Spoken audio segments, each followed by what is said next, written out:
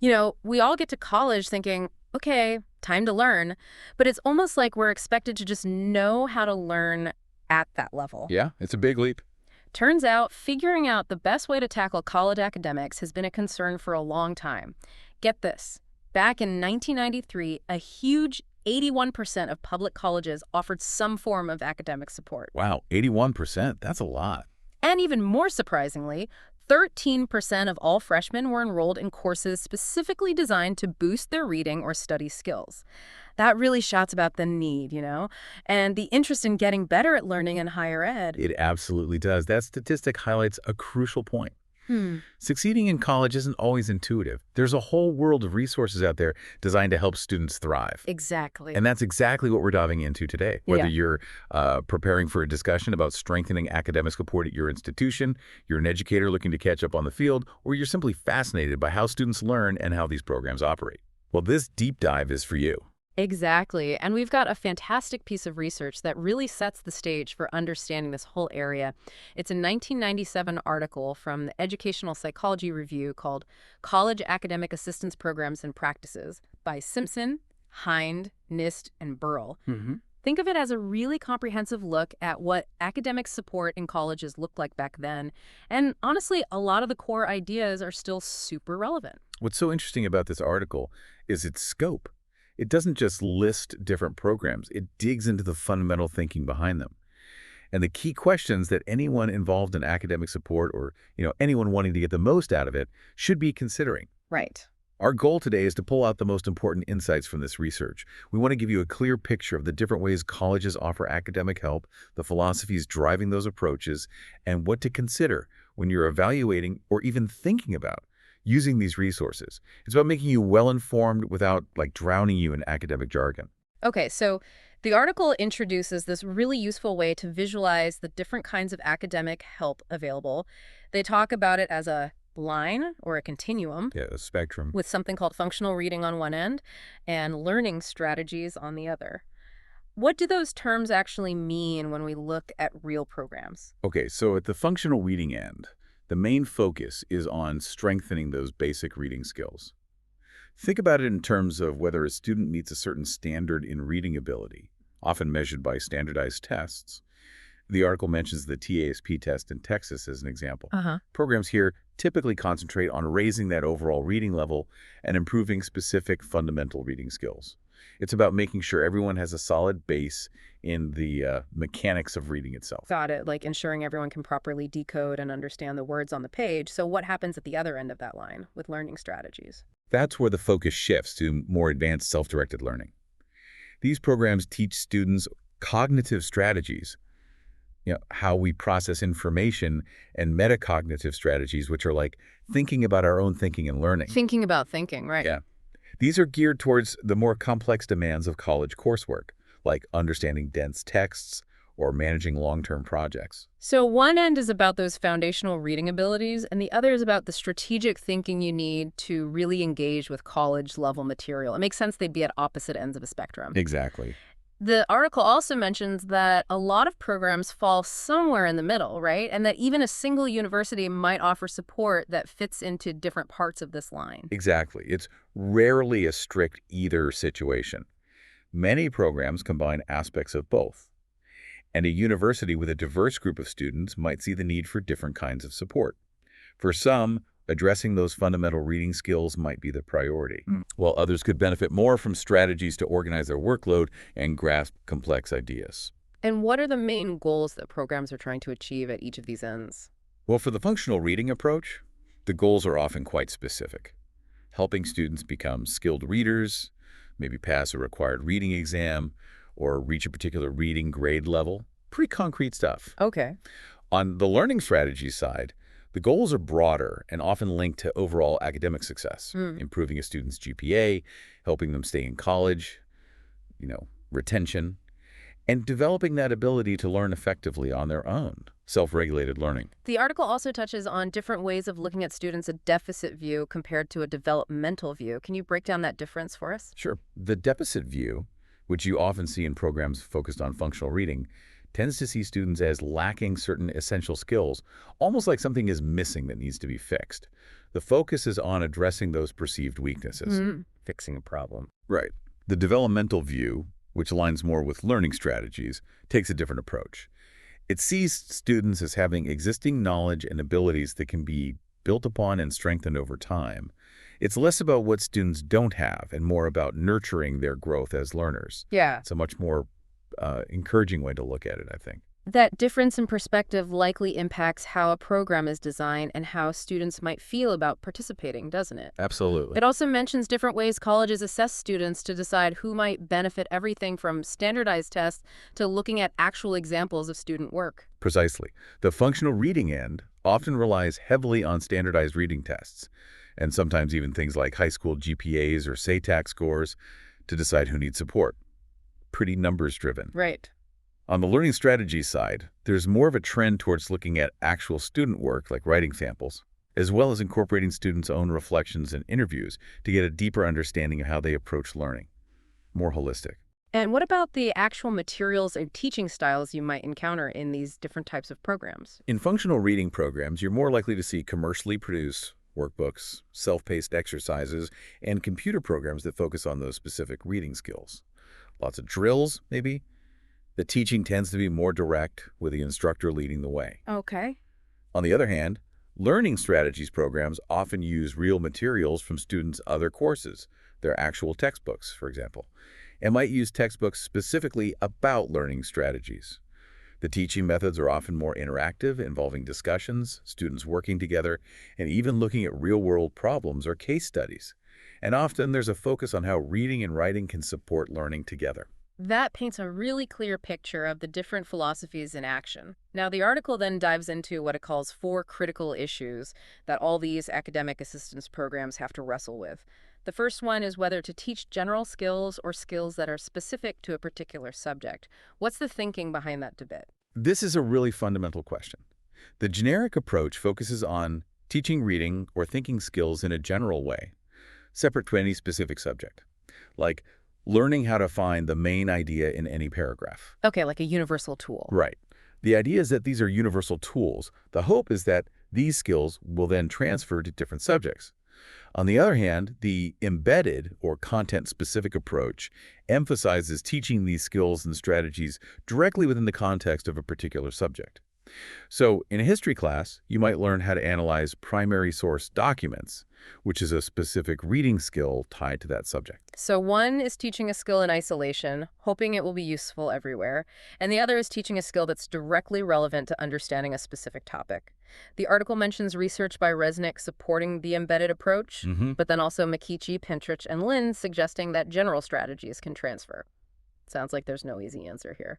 You're right, it's a classic debate. Resnick argued that learning skills within a specific subject gives students a clearer context for understanding how and why to use them. Makes sense, right? Yeah. But Mikichi and his colleagues propose that if you teach general thinking strategies effectively, students can learn to apply them across different areas.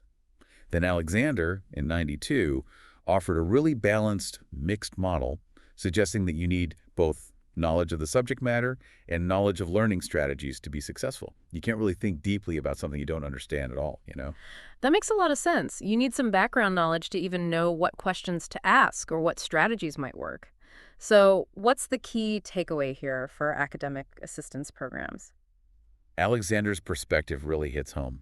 The article concludes that self-directed learning should ideally be taught in a realistic setting, connected to a specific course, so students can see exactly how these skills apply to what they're actually learning right then. Okay, makes sense. The second critical issue is how to encourage transfer. How do you get students to actually use the strategies they learn in one place, in their other courses, and in new situations? It sounds like this is a major hurdle. It absolutely is a huge one.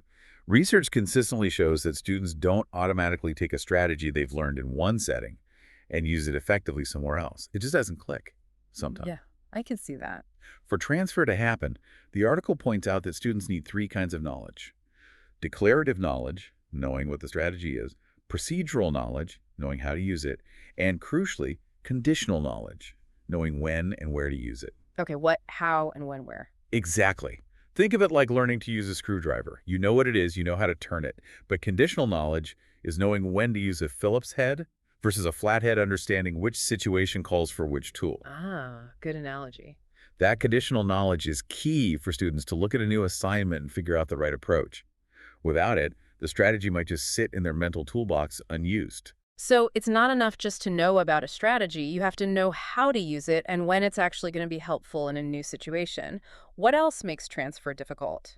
Well, students also need to see the value in using a new strategy, especially if it means moving away from their usual, comfortable, even if less effective, habits. Like just trying to memorize everything, that's a hard habit to break. Oh, yeah. Rote memorization feels safe sometimes. It does. And they need to learn that they might need to tweak or modify a strategy slightly to fit a new task. Strategies aren't always one size fits all. So how can academic assistance programs actually help students bridge this gap and transfer what they're learning? The article suggests a few important things. Giving students a variety of assignments and texts from different subjects helps them see how broadly a strategy can be applied. Practice across contexts. Mm-hmm. It's also really important to actively show students the benefits of using new strategies, like demonstrate how it leads to better understanding or better grades. Make it concrete. Prove it works. Exactly. And finally, programs should work to change students' underlying beliefs about learning, helping them move beyond the idea that it's just about remembering facts.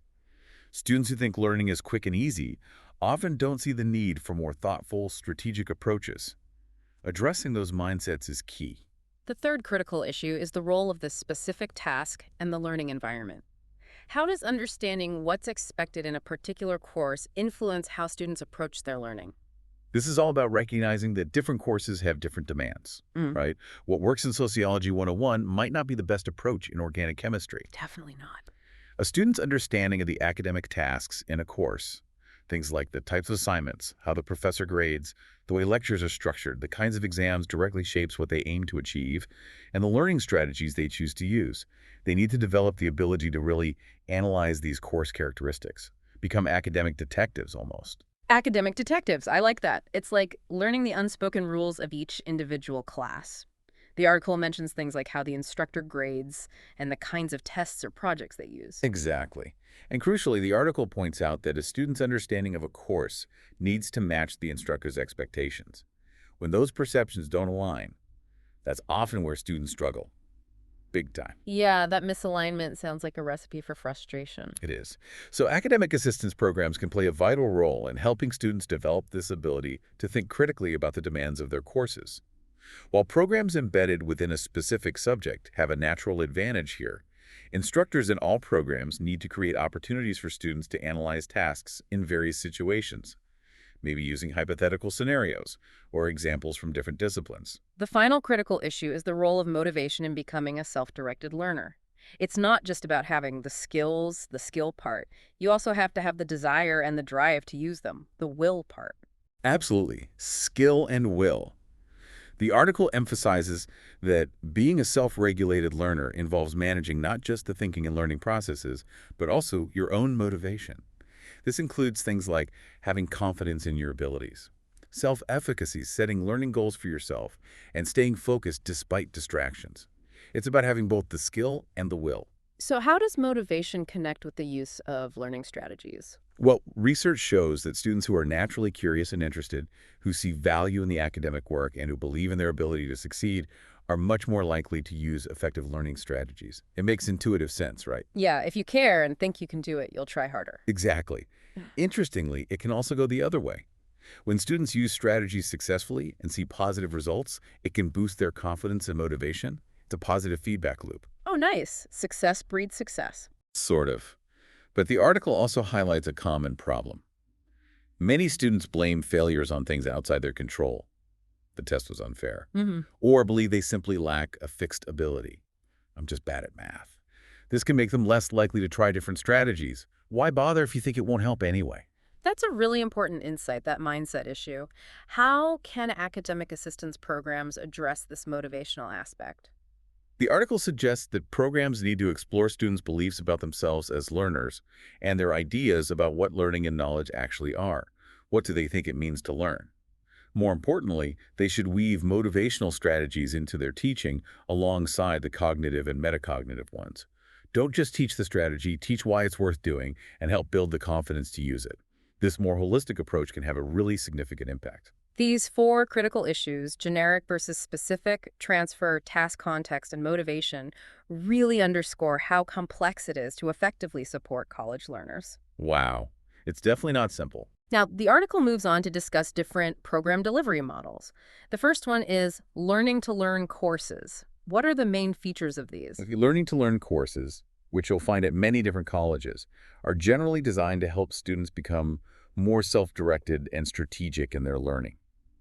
They're based on theories of how we process information and how we actively build our understanding, information processing, generative learning models, that kind of thing. Mhm. The goal isn't just to teach isolated study skills, like how to highlight, but to equip students with a range of learning strategies that they can then apply across all their different subjects, broader toolkit. So they're different from traditional study skills workshops then. In what ways? The key difference is that learning-to-learn courses are typically rooted in learning theory, whereas traditional study skills workshops often have a more practical, less theoretical focus, maybe just tips and tricks. Yeah. They also tend to operate from that developmental perspective we talked about earlier, building on students' existing knowledge. And they're usually elective, meaning students choose to take them, rather than being required for admission. The article mentions some early examples of these courses at universities like Michigan, Texas, and Texas Christian. What were some of the key things those programs focused on? Yeah, some pioneers there. The Michigan program, for instance, concentrated on those bigger picture skills like understanding complex material and tackling exams, combining lectures on how our minds work with hands-on lab sessions. Hmm. Texas put a strong emphasis on students monitoring their own learning, that metacognition piece, and covered a wide range of topics, from staying motivated to taking effective notes. And the early program at TCU was more about testing a specific system for learning strategies, developed by Dan Thoreau. A common thread was teaching skills that could be used in different situations. Things like selecting key information, organizing it logically, making connections, elaboration, and checking your understanding. Monitoring. They also all emphasized practice and getting feedback. Critical components. It sounds like the core idea is teaching these transferable skills and encouraging students to consciously incorporate them into their own learning process. What does the research say about how effective these learning-to-learn courses actually are? The research shows some promise, but it's not entirely consistent. Studies at Michigan showed that students reported using more effective learning strategies and felt more confident in their ability to succeed higher self-efficacy. Okay, that's good. Students in the Texas program showed significant improvements in reading test scores and in their reported use of learning strategies, and even saw lasting improvements in their GPAs after the course. TCU found that students who received strategy training performed better on tests and had more positive learning habits. So some positive results there. Yes, but some research has suggested that students who already have stronger foundational skills might benefit the most from these types of courses. What's sometimes called the Matthew effect. The rich get richer. Ah, right. So maybe not equally effective for everyone who takes them. Potentially. So overall, it seems like these courses can be valuable. But the article also points out that we need more research, especially on how well these skills transfer to the long term and to different academic tasks. Does it stick? Does it work in history and chemistry? Right. Those are the big questions. Exactly. And it also highlights the need to better integrate motivational aspects into how these courses are designed and studied, rather than focusing solely on the thinking and learning processes. Back to that skill and will idea. The next program model is supplemental instruction, SI, or paired courses. This sounds interesting because it focuses on courses that tend to be difficult rather than on students who are seen as needing extra help. What's the idea behind that? Yeah, SI is a really influential model, developed by Deanna Martin at the University of Missouri, Kansas City back in the 70s. The main idea is to provide extra support in courses where a lot of students typically struggle those high-risk courses, not high-risk students. Okay, subtle but important distinction. Very important. By targeting the course itself, it helps to avoid any stigma that might be attached to remedial programs. It's usually designed to help students develop their skills, developmental, and is often offered as an elective, The main goals are pretty clear. Help students get better grades in those specific tough courses, reduce the number of students who drop out, attrition, and ultimately increase graduation rates. How does SI actually work? Who are the key people involved? There are generally three key roles. First, an SI supervisor who oversees the program. Second, the professor teaching the regular course they need to be on board. And third, the SI leader. The SI leader. Who's that? Usually a student who's done well in that specific course before. A model student, essentially. The SI leader attends all the lectures again, does the assigned readings, and then leads weekly SI sessions. These sessions focus on helping students understand the course material and develop effective ways to study specifically for that course. It's very course-specific help. The article mentions some variations on this model, like adjunct seminars at the University of Georgia and Georgia State University. How are those different from the original SI idea? Right, adaptations happen. At UGA, the adjunct seminars are linked to large lecture classes. The instructor of the seminar also attends the main lectures and then meets with interested students to discuss learning strategies specifically relevant to that course and that professor's teaching style. Very embedded. Ah, even more tailored. Yeah. The Georgia State model mentioned is a bit different. It paired an SI-like component with a required course on improving reading skills for first-year students. The aim there was to provide strategies that could be used across different sections of a history course, trying to get a bit more transfer maybe. So the core thinking behind SI is really this embedded curriculum model, where learning strategies are taught directly within the context of a specific course. What are the main advantages and disadvantages of that approach? The big advantage is the direct relevance. Students are learning skills that are immediately applicable to the material they're studying right now. Makes it feel useful. Yeah, immediate payoff. Research often shows that SI is effective in improving grades and helping students stay enrolled in those targeted courses. Pretty consistently positive results there. However, the main potential downside is that the skills learned might be so specific to that one course that they don't easily transfer to other subjects. You learn how to ace Professor Smith's history tests, but does that help in Professor Jones's psych class? Maybe not. Good point. Limited transfer again. Also, because SI is often voluntary, the students who choose to participate might already be more motivated or have better study habits than those who don't. That self-selection issue makes it tricky to definitively say why they're doing better. Is it the SI, or are they just more engaged students to begin with? That makes sense. That self-selection factor is definitely something to keep in mind when looking at the research. The Georgia State example, where it was required, gives a more interesting picture, even if the outcomes weren't quite as dramatic as in voluntary programs. Right, comparing voluntary versus mandatory participation is really informative.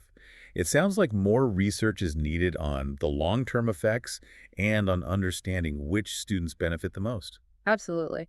And the article notes a need for synthesizing national data to get a bigger picture. Definitely. Seeing the patterns across many institutions would be very valuable. Okay, the third program model is required programs for underprepared students. This includes a few different formats, starting with summer interventions or bridge programs. What's the main goal of these programs?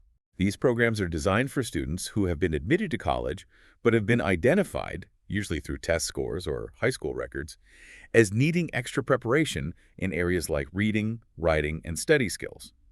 They typically happen during the summer between high school graduation and the start of their first year of college. The goal is basically to help these students get better prepared for the academic demands of college before they even start. Give them a running start. And how do these bridge programs usually work? What kind of instruction do they offer? They often involve taking focused courses, getting individual tutoring, and sometimes even living on campus together and participating in organized social and academic activities. Building a cohort feel. Placement in these programs is usually based on things like their high school grades and scores on standardized placement tests. Often, students need to show that they've reached a certain level of skill, demonstrate proficiency, in these bridge courses before they can fully enroll in their regular college classes in the fall. It's like a conditional entry sometimes. What about the underlying approach of these programs? Do they tend to focus on those general skills we talked about earlier, or are they more focused on specific subject areas? It can vary quite a bit. Some programs, like the example the article gives of pairing biology with writing instruction, try to integrate the skill development with specific academic content. Which makes sense, right? Connect it. Yeah, seems better. However, many are more standalone and focus on more general skills. One of the challenges with these programs is that there can be a gap between when students learn these strategies in the summer And when they actually need to apply them in their regular college courses, in the fall or later, that time lag can make transfer more difficult. Right, the relevance isn't immediate. Plus, it's hard to prepare students for the specific demands of courses they haven't even taken yet. You're teaching skills in a vacuum, to some extent. What does the research say about how effective these summer bridge programs are? Research suggests that the most successful programs are the ones that help students connect with both the academic and the social aspects of college life. It seems really important to address both the learning skills and students' sense of belonging and confidence, make them feel like they can succeed and do belong there. That academic and social integration seems key. Very much so. Some studies have shown that students who participate in bridge programs have higher rates of staying in college, retention, and better GPAs down the line. However, there can also be a stigma associated with being required to be in these programs, so that's something institutions need to be really aware of and try to mitigate. Another type of required program mentioned is developmental education programs and courses. How are these different from the summer bridge programs? These are typically programs or courses that students are required to take during their first year or semester of college, often if they score below a certain level on placement exams taken right before they start. The term developmental is used to suggest that they aim to build upon students' current skills rather than just trying to fix deficits. Remember that developmental versus deficit distinction. Right, more positive framing. Supposedly. Yeah. Though how it plays out in practice can vary. These programs are very, very common across all types of colleges. And what kind of instruction do students usually receive in these developmental programs? Again, it varies quite a bit. Some focus on study strategies, while others concentrate on specific reading and writing skills.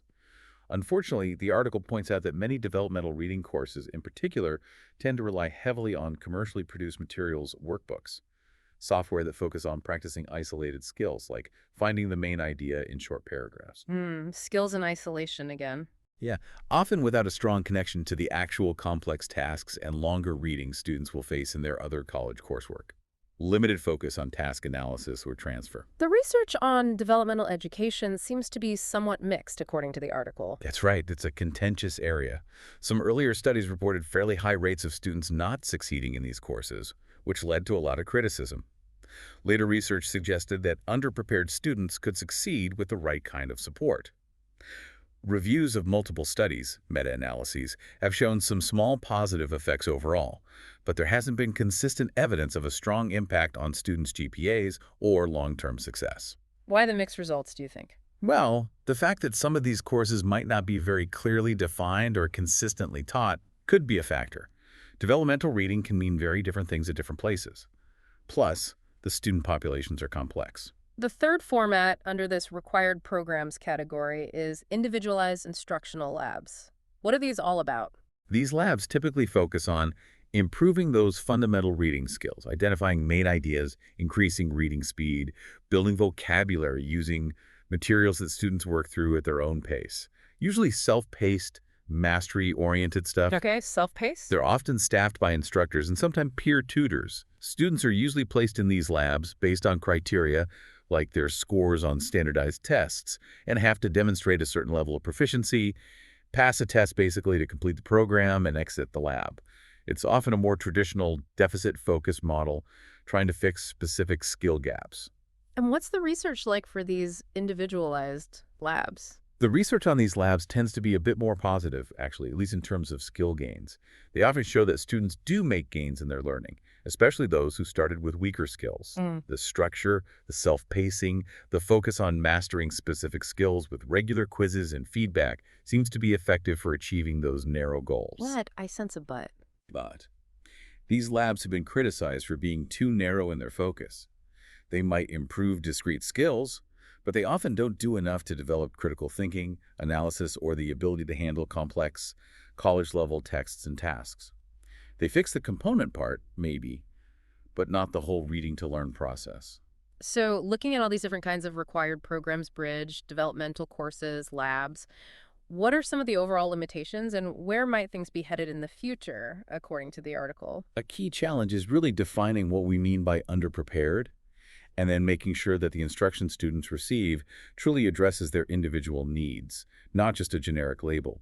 It's also really important to think about students' feelings, the affective dimension, and the potential stigma associated with being required to be in these programs. Right, the emotional side. The most promising programs seem to offer frequent feedback, opportunities for students to learn together, collaborative learning, and more meaningful ways to assess whether the skills are actually transferring to their other coursework. We also need more in-depth research, maybe qualitative studies that look at students' experiences and the broader social and institutional context of college readiness. It's not just about the student, it's about the system too. The next program model is approaches integrating reading and writing. This sounds like it's based on the idea that writing isn't just something you do to show what you've learned, but it can actually help you learn in the first place. Exactly. The writing to learn philosophy. It has been around for quite a while, connected to movements like process writing and writing across the curriculum. It grew out of a recognition that we should move beyond just focusing on the final polished written assignment, and instead use writing as a tool for exploring ideas, clarifying thinking, and deepening understanding. Writing is thinking. And how are reading and writing actually brought together in these kinds of programs? What does that look like? The article describes a few different ways this happens. One common way is by pairing basic reading and writing courses, sometimes even having the same instructor teach both to ensure integration. Okay. Another approach is to pair a writing course with a course in a specific subject area, a content course. So students might be writing about what they're learning in their biology class or their history class, for example, in their linked writing course. Makes sense. And a third way is to incorporate writing activities directly into courses that teach learning strategies, using techniques like asking students to predict essay questions, practice writing out explanations of concepts in their own words, or summarizing readings. Programs also often use more personal forms of writing, like journals and reflection papers, to encourage metacognition. What's the thinking behind these integrated approaches? Why is it believed that combining reading and writing can be so beneficial for learning?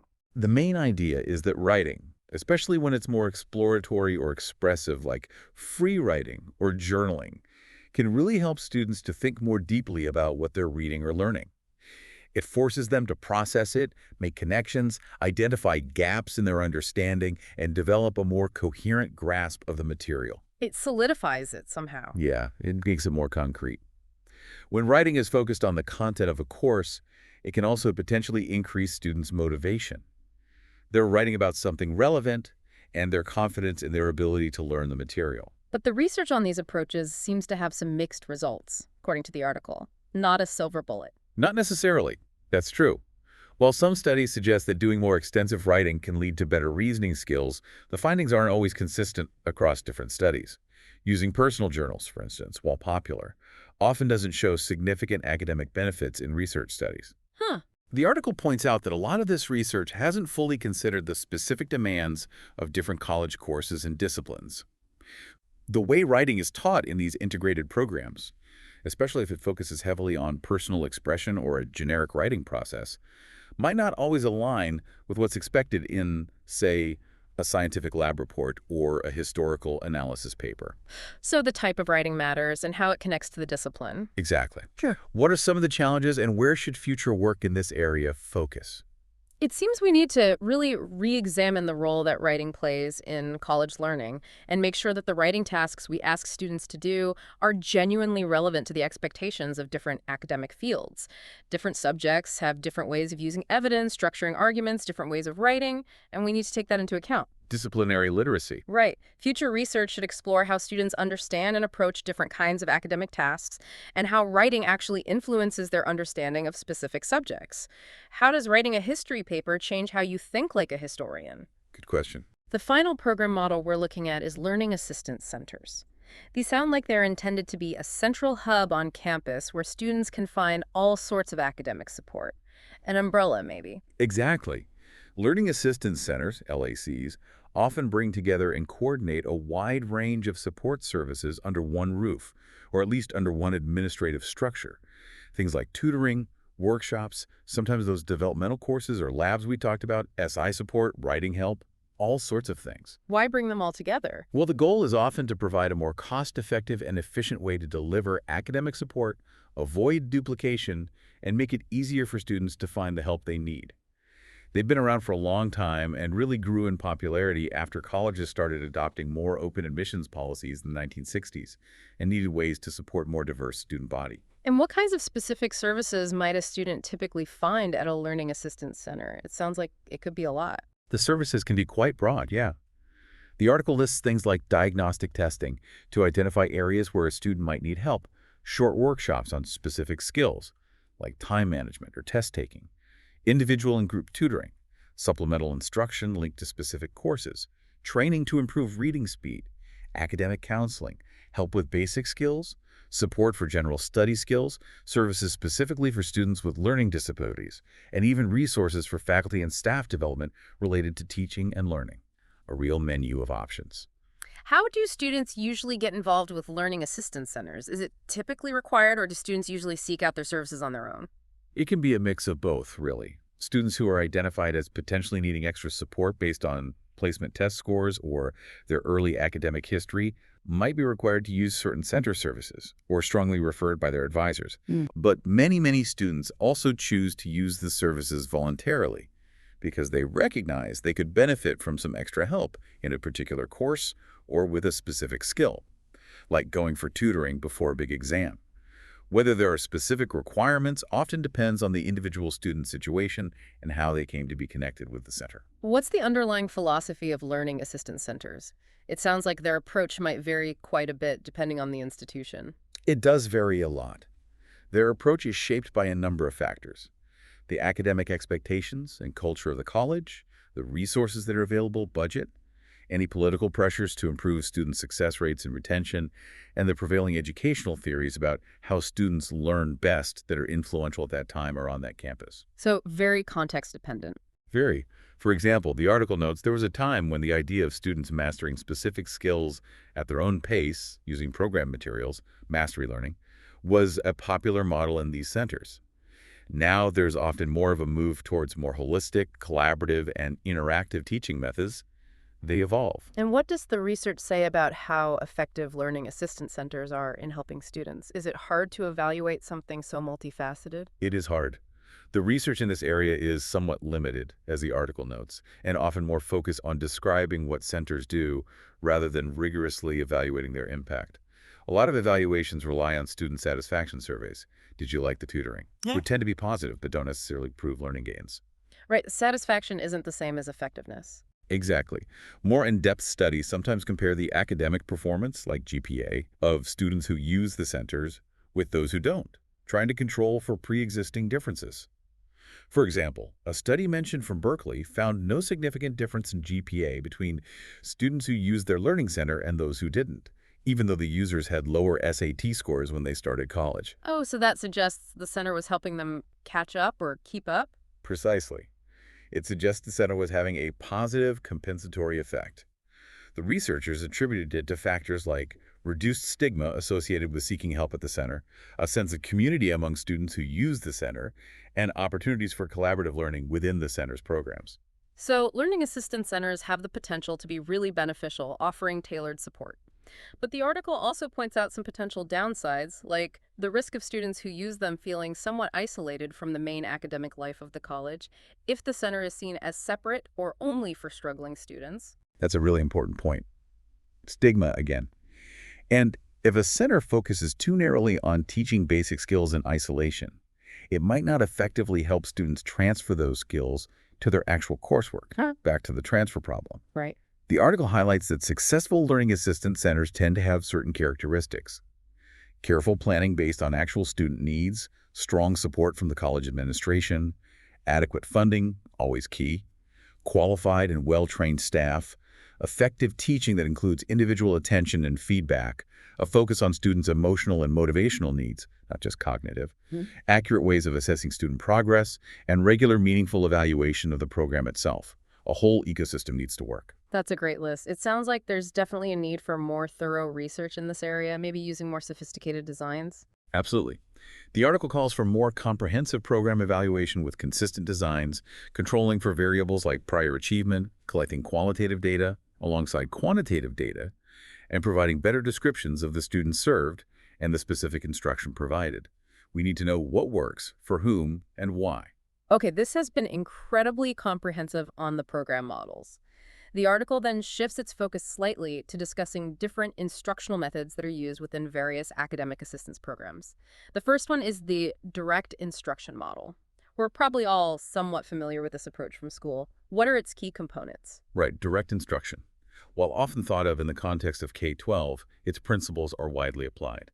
It typically involves the instructor clearly stating the learning goals. Huh. Today we will learn, using well-structured materials, providing plenty of explanation and examples of the concepts or strategies being taught, giving students structured opportunities to practice, offering corrective feedback on their work, and monitoring their progress towards mastery. Very teacher-led, structured. The article specifically emphasizes explanation as a really crucial part of direct instruction when teaching strategies. What should a good explanation include? According to researchers cited like Winograd and Hare, a good explanation for a learning strategy should cover several bases. Not just what the strategy is, declarative knowledge, but also why it's important or useful, how to use it step-by-step, procedural knowledge, including the instructor thinking aloud to model the process. Yeah, the think aloud. Important. Very. And also when and where the strategy can be applied, conditional knowledge, and how to judge if it's actually working effectively, evaluation monitoring. It's about giving the full picture. The article also stresses the importance of the instructor actively demonstrating or modeling the strategy. So it's not just telling students about a strategy, but really showing them how it's done and why it's effective in different situations, making it visible. Exactly. The article also mentions the argument for explicit strategy training, the idea that students, especially those who struggle, often don't pick up effective strategies implicitly. Right. They need it spelled out. Yes. Researchers like Weinstein and Mayer argued strongly that students need to be directly taught learning strategies to truly understand and use them effectively.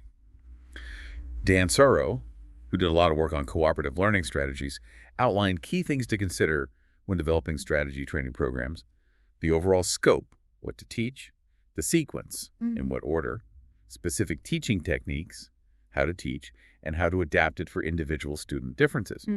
Interestingly, the article points out that some earlier research on strategy instruction sometimes didn't involve very extensive or robust training, which might have limited the positive results found. More recent studies mentioned, which included more thorough training, showed positive outcomes in areas like how students take notes, annotation, and how they learn in cooperative groups. So the quality of the direct instruction matters. It's also interesting that the article points out that the role of professors in specific subject areas in teaching strategies relevant to their own courses is often overlooked. Yeah, that's a huge missed opportunity highlighted. When professors in different disciplines explicitly teach and model effective learning strategies that are specific to their field, how to read a scientific article, how to analyze a historical document, how to solve a physics problem, it can have a really significant impact on how well students understand and succeed in those courses.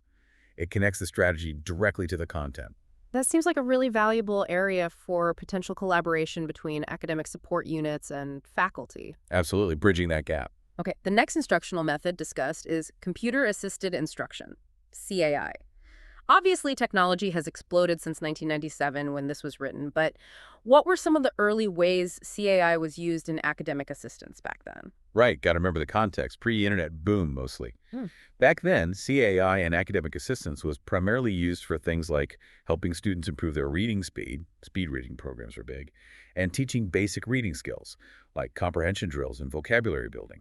The article mentions the Evelyn Wood Dynamic Reader as an example. I remember those. Yeah. Some early research compared learning basic reading skills with computers to traditional methods and found that computers could often achieve similar results, sometimes in less time. Efficiency was a big selling point. The article also mentions that some programs started to focus on teaching learning strategies using computers in the 80s and 90s. How did that work? Yes, innovation was happening. Programs emerged to help students with skills like summarizing information, taking effective notes using frameworks, and understanding key concepts in subjects like biology and psychology, sometimes using interactive elements. Some even used early computer networks, pre-web, to allow students and instructors to communicate about assignments and feedback. Early online learning attempts. Sort of, yeah. The potential benefits that were highlighted included things like making it easier to move from teaching general skills to applying them in specific subjects, maybe embedding strategy practice within content software, helping students understand what a task requires through interactive simulations, and potentially even increasing student motivation through the novelty or game-like aspects of some software. What did the broader research on CAI at that time generally show in terms of effectiveness? Reviews of multiple studies, meta-analyses by Kulik and Kulik are mentioned, suggested that CAI had small but positive effects on how students performed on tests immediately following the instruction, compared to traditional methods. Programs that presented whole texts seemed to work best under certain conditions. So, modest benefits. Modest, yeah. Studies also indicated other potential benefits, like students taking less time to complete tasks and sometimes reporting more positive attitudes towards a learning process when using computers. Of course, the article prophetically emphasizes that we needed and still need ongoing research into the complex, contextualized social and cognitive ways that technology affects student learning and motivation, especially in relation to how they understand different academic subjects and disciplines. That's even more true today. Absolutely. The potential of the internet and sophisticated software mentioned then seems almost quaint now, but the core questions about impact remain. For sure.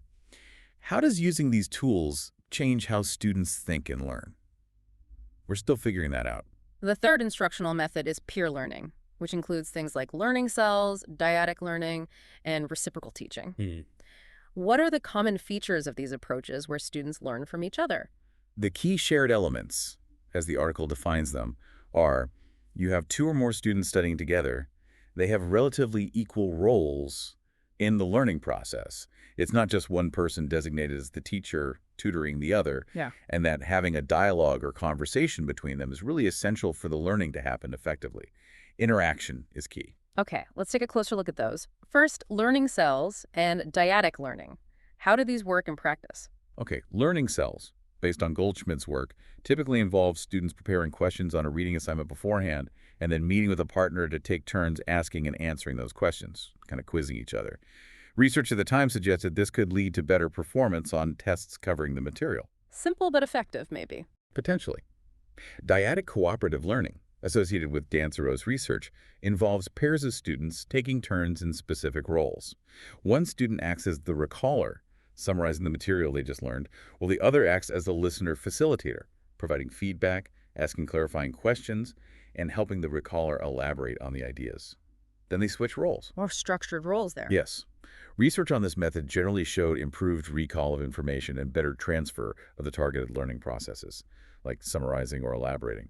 However, the effects on students' ability to think about their own thinking, their metacognition, were less clear. Also, interestingly, the effectiveness of these pairs could sometimes depend on the student's individual cognitive styles. Some pairings worked better than others. Compatibility matters. Seems so. Both methods, learning cells and dyadic learning, encourage students to actively process and elaborate on the information, which is generally good for learning. But, as the article notes, dyadic learning might sometimes focus a bit more heavily on just recalling the content itself, rather than the broader learning process or strategies involved. The other peer learning method mentioned is reciprocal teaching. This one sounds a bit more structured again, with specific strategies involved. It is. Reciprocal teaching, famously developed by Palinksar and Brown primarily for younger, struggling readers, but adapted for others, focuses on teaching students 4 specific comprehension-fostering strategies: asking questions about the text, summarizing sections, clarifying confusing parts or words, and predicting what might come next. The Fab Four. Exactly. Initially, the teacher models how to use these strategies during a group discussion of a text. Then, gradually, the students take on more and more responsibility for leading the dialogue, using those 4 strategies to guide their collective understanding of the reading. The teacher becomes more of a facilitator. So, a gradual release of responsibility. Precisely. A review by Rosenshine and Meister mentioned in the article indicated that reciprocal teaching was generally significantly superior to other methods on tests designed by the researchers themselves to measure comprehension based on the text used during instruction. However, the results on standardized reading comprehension tests were less consistently strong. Why the difference? Maybe the experimenter tests were more closely aligned with the specific strategies taught, while standardized tests measure a broader range of reading skills. There hadn't been as much research on using reciprocal teaching with college students at that time, but a couple of studies mentioned showed mixed results, one positive, one showing no significant difference. So, promising, but needs more college-level research. Yeah. A key benefit highlighted is that it gives students a concrete package of strategies they can use to actively engage with any kind of reading material in any content area. but the article calls for more research at the college level, especially focusing on whether students actually transfer these strategies to their independent reading. The final instructional method discussed is inductive approaches focusing on cases or problems. How are these different from the more direct or deductive models we've been talking about? Inductive approaches flip the script, basically. Instead of the instructor directly teaching concepts or strategies first, deductive, rule to example, students work through specific examples, cases, or problem scenarios. And the idea is that they will discover or induce the underlying concepts or effective strategies for themselves through that process, inductive example to rule. Learning by doing and figuring it out. Exactly. The goal is to encourage students to take a more active role in constructing their own understanding and develop deeper insights through that process of discovery and reflection. Less hand-holding, more grappling. The article mentions Gibbs's student-centered model and Butler's work with students who have learning disabilities as examples. How do those approaches work?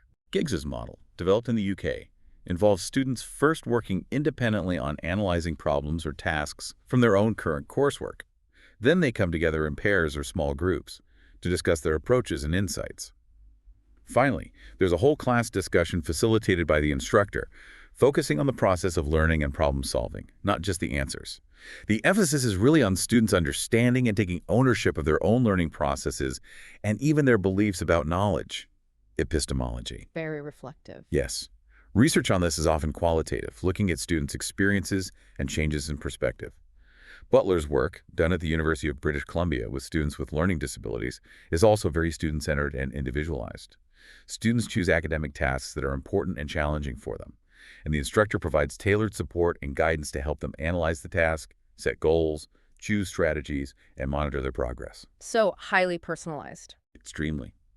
Research on this approach, often based on detailed case studies, suggests that it can lead to improved academic performance, greater self-awareness about their learning strengths and weaknesses, metacognitive knowledge, and the development of strategies that students learn to adapt and use across different contexts. Again, focused on empowering the student. It sounds like these inductive methods have a lot of potential for fostering deep learning and self-regulation. What does the article say about research needs here? The article points out that while these approaches are theoretically appealing, we need more research on these inductive methodologies. Particularly, studies are needed to look systematically at their impact on the transfer of learning to new situations, and how these approaches affect students' beliefs about the usefulness and applicability of different learning strategies. Do they really internalize the strategies better this way? Okay, that covers the instructional methods. This has been an incredibly comprehensive look at so many different facets of college academic assistance. The article then moves on to propose a research agenda. What are some of the key characteristics of effective research in this field that they highlight moving forward? They emphasize several important points for future research. First, it should tackle unanswered questions, really building on the existing knowledge base and theory rather than just replicating old studies or describing programs without analysis. Push the field forward. Makes sense. Second, it should include both descriptive studies, what's actually happening in classrooms and support centers, and experimental studies. Does this specific intervention work? And ideally, these should be longitudinal studies conducted over time in naturalistic college settings, not just quick lab experiments. Real world, real time. Third, research needs to investigate long-term effects on both strategy transfer and broader academic achievement outcomes, like GPA and retention. Does the impact last? Crucial point. Fourth, it's important to collect both product data, the outcomes like grades or test scores, and process data, how students are learning, what strategies they're using, their beliefs, using methods like questionnaires, interviews, think-alouds, analysis of student work, get inside the black box of learning. Get the how and the what. Exactly. And finally, they strongly recommend seeking linkages and collaborations across disciplines: psychology, education, counseling, reading, writing specialists. This is a complex problem that needs multiple perspectives. Break down the silos. The article also lays out a recommended research agenda with 3 key questions that seemed particularly pressing back in '97. What are those fundamental areas they suggest future research should focus on? Right, they pinpoint 3 crucial areas. The first key question is the need for more studies that really analyze and describe the kinds of academic tasks and learning situations that college students actually encounter in their regular content coursework across different disciplines. What does it really mean to study for a history exam versus write a lab report? We need a better map of the terrain.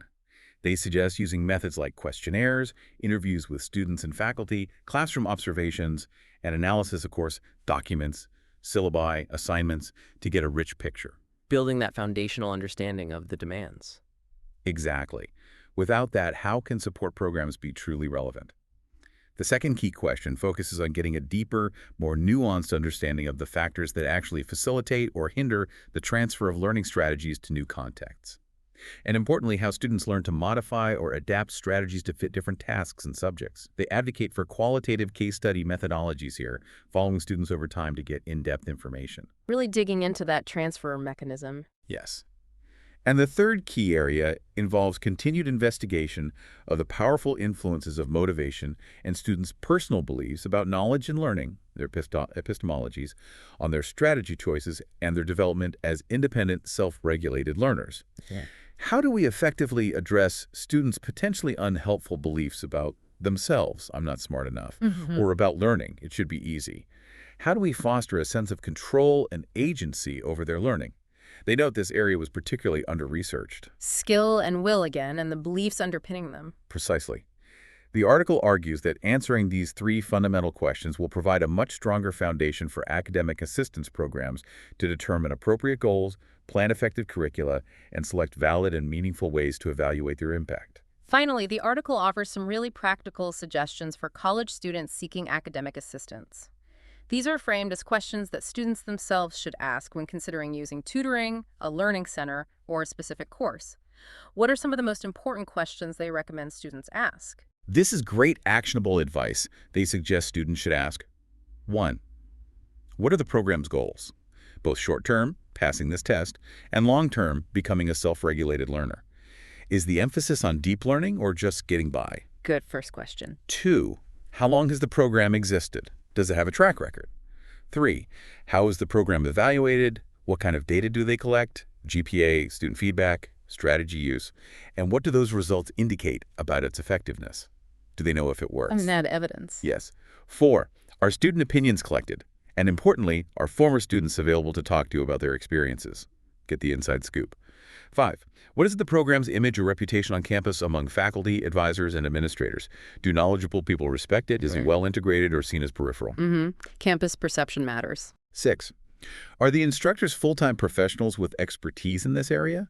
Or are they mainly part-time adjuncts or graduate assistants with less training or investment? Who is doing the teaching? 7. Can you observe a class or see the materials used? Does it look engaging? Is there a good balance of teaching cognitive strategies, the how, metacognitive strategies, the monitoring, and addressing motivation? And critically, are the strategies being taught actually based on research or just someone's good ideas? Wow, that's a thorough checklist. Really empowering for students. It really is. It encourages them to be critical consumers of academic support. That's incredibly valuable advice for anyone who's thinking about seeking out academic support in college, or even for educators thinking about how programs are presented.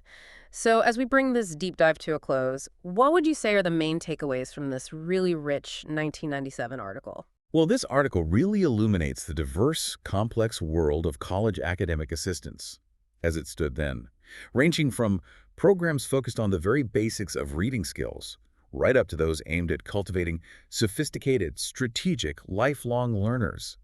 It's not monolithic. Right. It clearly lays out those fundamental theoretical issues that all programs have to grapple with, generic versus embedded skills, the persistent challenge of transfer, understanding the task in context, and the crucial role of motivation and student beliefs. The 4 big issues. Exactly. We've explored a whole variety of program delivery models, learning-to-learn courses, SI, required programs, reading-writing integration, learning centers, each with its own rationale, theoretical underpinnings, strengths, and weaknesses. And likewise, a range of instructional methods, from explicit direct instruction and early CAI to the power of peer learning and more inductive, student-centered approaches. It gives a real map of the landscape. And what's a final thought you'd like to leave our listeners with? Something for them to really consider moving forward from this? Given that this research offers such a detailed snapshot from, well, over 2 decades ago now, it really prompts a crucial question for today. Considering the profound changes we've seen in higher education diversity, technology, funding models, accountability pressures, and especially the seismic shifts in technology since 1997, how have these models of academic assistance evolved? what new challenges have emerged, and what exciting new opportunities exist now in effectively supporting college student learning and success in the 21st century. How would this article be written today? That's a fantastic point to really think about. How has the landscape shifted, and are we asking the right questions now? Thank you so much for taking us through this deep dive into the landscape of college academic assistance. We hope this has given everyone listening a valuable and insightful overview of this really important topic.